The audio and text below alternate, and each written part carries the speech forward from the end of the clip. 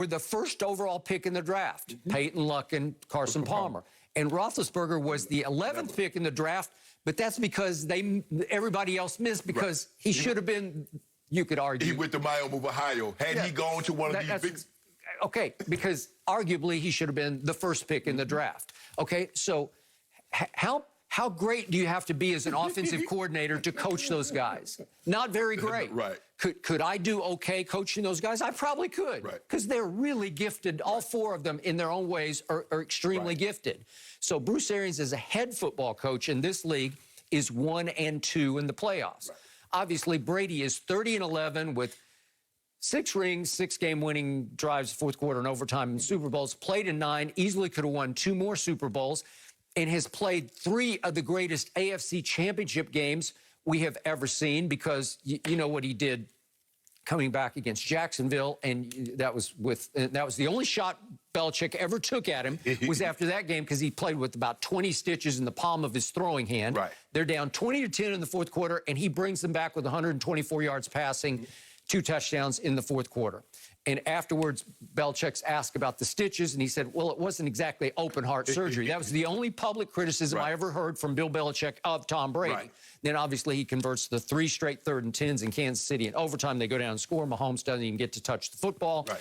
And then there was the Deflategate game, in which they are accused at halftime of deflating the footballs, and with legally inflated footballs in the second half, Brady comes out and says, okay, watch this. And he goes 12 of 14 for 131 yards and 2 touchdowns, and they just blow Indy off the field, okay? Right. Correct. Okay, so that's his track record. That's his resume. He is the unquestioned, to me, GOAT. You still have your doubts occasionally, but I think you pretty much acknowledge he's the GOAT. Tom is where it's at. All right. So it's where it's at is Tom Brady, and he has to be sitting back today saying, I can't get a bleeping break. If I know Brady off camera, he would use the bleeping word, okay? Yes. I can't get a bleeping break because I've gone from the frying pan into the fire. Right. The frying pan was all off camera, behind closed doors, Bill Belichick. I needed to get out of there, and I thought B.A. was going to be fun to play for, and he's probably fun to practice with and be around day to day. And then after games, his ego runs away. And remember, this is the first time, what is he, 68, I think? Right. This is the first time in his whole career, he's been in this league for about 30 years, where he's been in the spotlight. Right. This is a big spotlight, right? Yeah. Okay, so it's about his ego running unchecked. And I've told you, my biggest concerns going forward for the Bucs are, number 1, Bruce Arians, because I think he's going to screw it up. Number 2, the defense is horrifying me because the defense just gave up almost 80% completions to Drew Brees, and followed by Jared Goff in big back-to-back home night games. It's a bad sign this late in the year. My third concern is Tom Brady. Well, so he's number 1 right now, and he just keeps digging this hole deeper and deeper. Yeah, well, for me to hear a head coach and talk about a Brady or a Manning or a Breeze and say, well, he got confused by the coverage.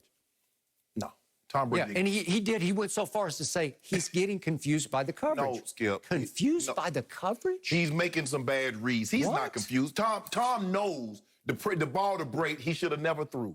That ain't no confused by no coverage. You know it's single high safety. I can't throw that. I got to go elsewhere. He knows the one up the rail, Skip. He can't throw the safety is cheated to his side. He needs to work the bottom. That's not confused. Skip, let me tell you what happens. As a player starts to age and he plays offense in the skill position, the longer you play, the less you want to get hit.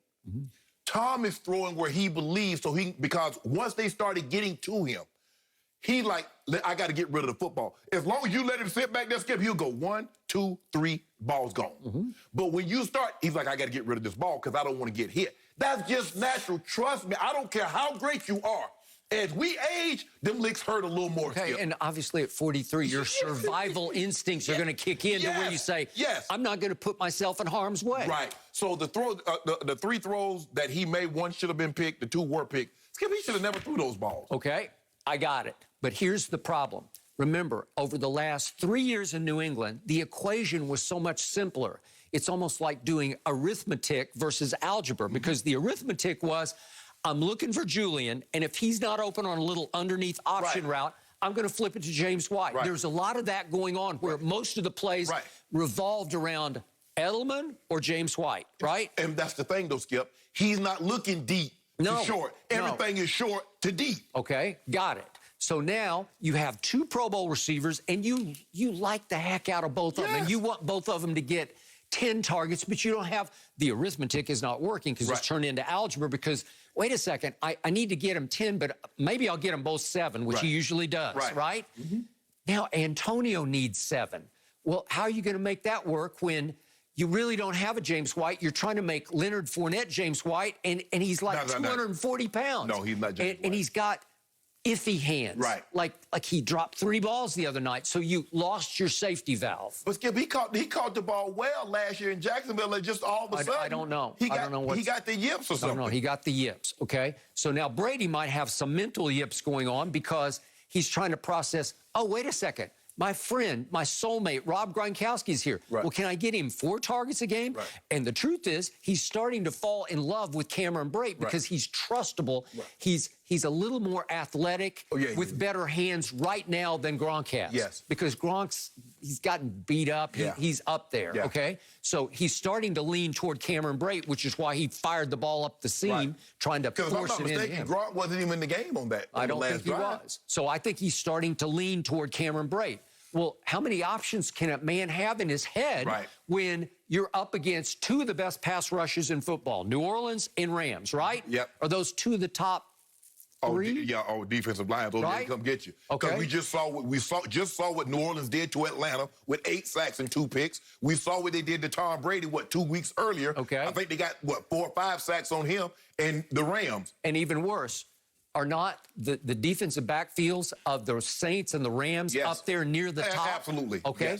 So start the clock in your head and put 3 seconds on it, maybe 2.5 seconds, and try to decide Mike Evans or Godwin or Gronk or Cameron Brate or Fournette or AB. AB's screaming for the ball. I'm open. I'm open. I'm open. Right? Skip, the reason why he goes to AB is that what does AB does really well is the short stuff. He's tremendous run after catch. What does Tom throw really well? Short stuff. That's what he did. Which I thought they would try to pick the Rams apart, turning him into Antonio Edelman the other night. I thought he needed to be an Edelman, and they started the game with a couple of short completions. I thought, okay, I like this. And then it degenerated quickly into bombs away. Well, see, Skip, here's the thing. When they were not pressing because nobody was pressing, Tom's like, okay, I'm going here. You're not going to press him? And then all of a sudden, Williams started pressing. Ramsey started pressing. So now Tom has got to think about it. Is he going to be open? Because if he's off, Skip, he's going to be there. You know that. So that's what you got to do. You got to make Brady think. Maybe, maybe not. Okay, I made him think, D-line, get him.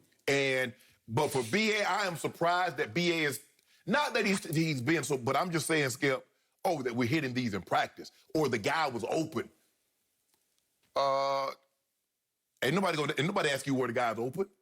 No one asked you that. So now you're like, you mean this offense good? You saw what Jameis did in this offense last year, 5,000, 30-plus touchdowns. I don't know what's going on. And we hit it in practice. It's almost like, you know what they say, come game time, Skip. You know what they say in practice, we see guys that practice go across the middle, catch the ball. Come game time, if he gets, are you trying to say Tom getting scared?